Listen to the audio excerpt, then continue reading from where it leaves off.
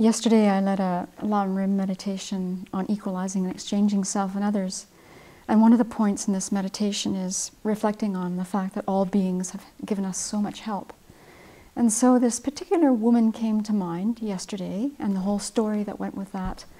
And I also thought of her a week ago as well. So I thought I should tell this story because it's quite a heartwarming story.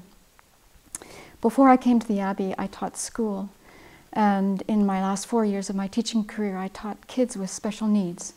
And so I was constantly inviting people to come into my class and speak to them about whatever they wanted to, actually. And I got an email from this young woman once who was from the pharmacy department at the university. And she said she'd be happy to come and talk to my class about sun safety. So when you get that kind of email, you pick up the phone and you bring this person in immediately. So she was a student. There was, of course, no fee charged for her talk. And she was fantastic. She talked to many classes, including mine. And to the younger kids, she really toned down the message and focused on, you know, what to do when you go out in the sun.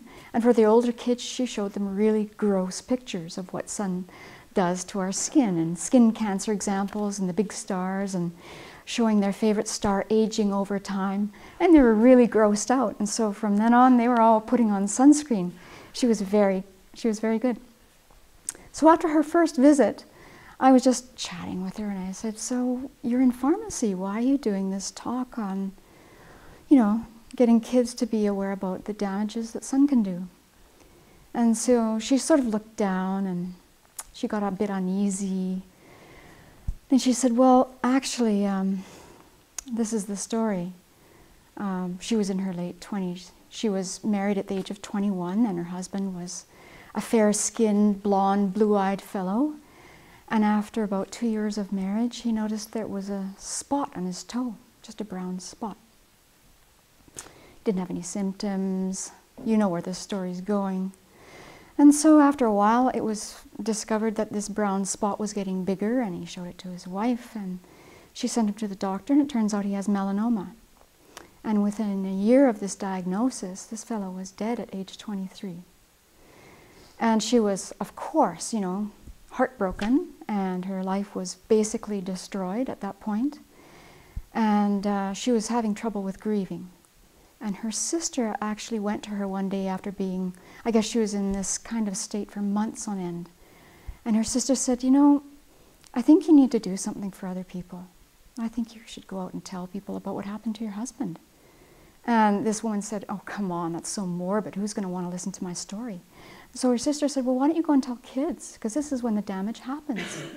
All of this skin cancer that shows up decades later happens when kids get burned. And so she decided that her sister was right. And so for the first few visits to schools, her sister went with her. And she found that the more she talked about how to be safe, her grief changed. And so then she started sending out emails to schools and saying, if you'd like me to come and speak to your class, there's no charge and I'd be happy to do it. Well, when any teacher sees that message, it's like, yes, please, come.